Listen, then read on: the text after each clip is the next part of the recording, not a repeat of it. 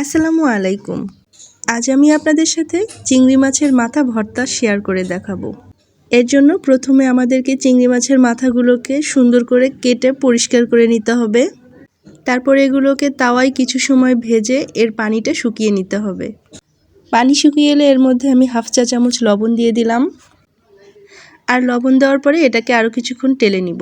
যখন এগুলো পানি শুকিয়ে এরকম শুকনো হয়ে আসবে তখন ওই পর্যায়ে আমি কিছু পরিমাণ তেল দিয়ে দিব। তেল দেওয়ার পরে অল্প আঁচে আরও কিছুটা সময় এগুলোকে ভেজে নিব। তারপরে এর মধ্যে সামান্য পরিমাণ হলুদ গুঁড়ো দিয়ে দিব। হলুদ গুঁড়ো দেওয়ার পরে এটাকে আরও কিছুটা সময় ভেজে নিব। ভিডিওটা অনেক লং হয়ে যাবে তাই আমি এটাকে ফাস্ট করে দিলাম।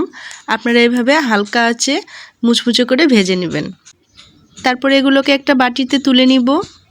এবার ওই তাওয়াতেই কিছু পরিমাণ তেল দিয়ে তেলটা গরম হয়ে এলে তাতে পেঁয়াজ কুচি আর ফালি করা 4-5টা কাঁচামরিচ দিয়ে দিলাম কিছু পরিমাণে রসুন আর কয়েকটা আদার টুকরো।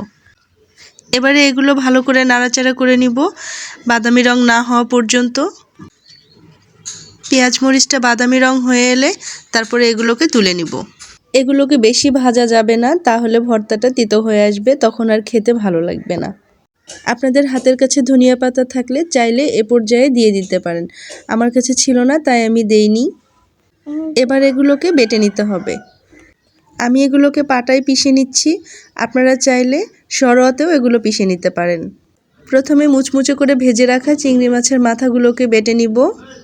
চিংড়ির মাথাগুলোকে এবং পেঁয়াজ মরিচগুলোকে একত্রে বাটা যাবে না, তাহলে রেজাল্ট ভালো আসবে না।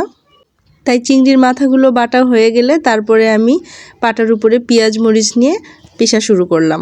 এ পর্যায়ে আপনাদের কাছে একটি অনুরোধ রইল, আমার ভিডিওটি যারা দেখছেন ভালো লাগলে অবশ্যই একটু লাইক দিবেন এবং আমার চ্যানেলটি সাবস্ক্রাইব করে দিবেন।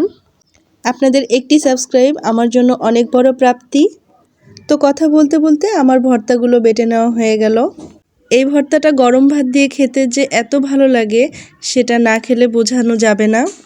খুবই অল্প উপকরণের এই ভর্তাটা আপনারা একবার হলেও বাসায় ট্রাই করবেন, গরম ভাত দিয়ে খেয়ে দেখবেন, আশা করি ভালো লাগবে। আল্লাহ হাফেজ।